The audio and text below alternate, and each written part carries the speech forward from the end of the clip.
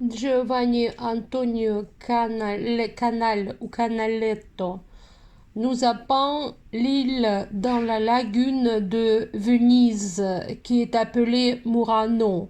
On en parlera aujourd'hui de la verrerie italienne qui se trouve dans le musée de l'Ermitage. Il y a une salle avec une seule vitrine où il y a à peu près 50 objets précieux de la verrerie italienne et on va les voir. Tout d'abord, on regarde la verrerie avec le fil de Venise. Comment c'était appelé comme ça, de cette manière dans la langue russe, c'est-à-dire le fil de Venise qui est à l'intérieur de cette glace.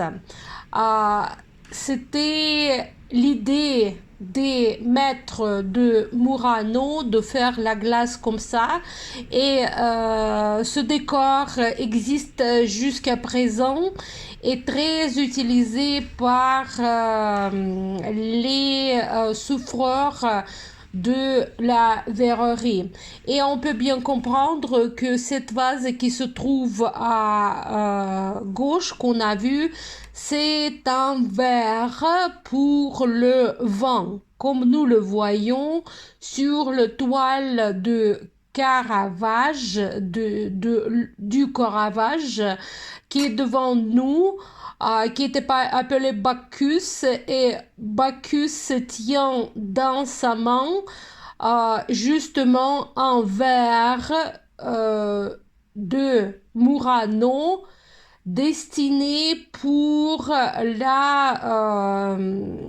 pour le vin. Il y a aussi une bouteille remplie d'eau, pas tout à fait une bouteille, mais plutôt un carafe sur un pied. J'ai pas vu l'objet pareil ici sur la vitrine, mais par contre des verres pour boire du vin, ça existe.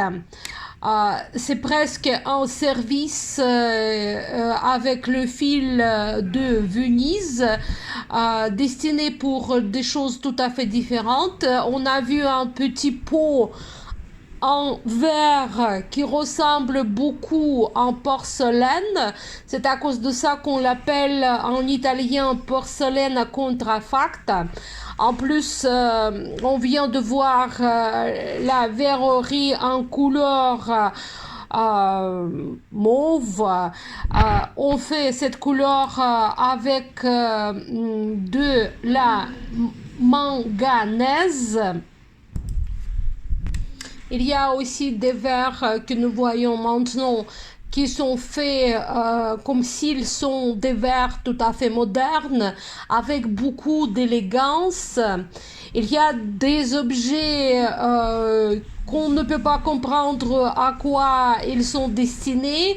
Par exemple, tous ces objets-là, ce sont bien des verres ou quelques récipients pour des liquides, mais pas tout à fait clair complètement. Peut-être ce seau est destiné pour de la glace, des vases de tout type, mais puisque tous ces objets sont vraiment précieux, on peut bien voir que la gorge de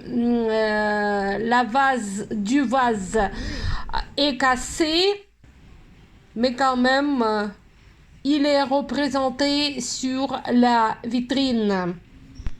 D'abord, les artisans vénitiens ont tâché de faire le verre qui est tout à fait transparent et ensuite ils ont commencé à ajouter de la couleur bleue que nous avons vue, aussi la couleur mauve qu'on a vue ici. On peut dire il y a plusieurs couleurs, blanc, rouge, jaune.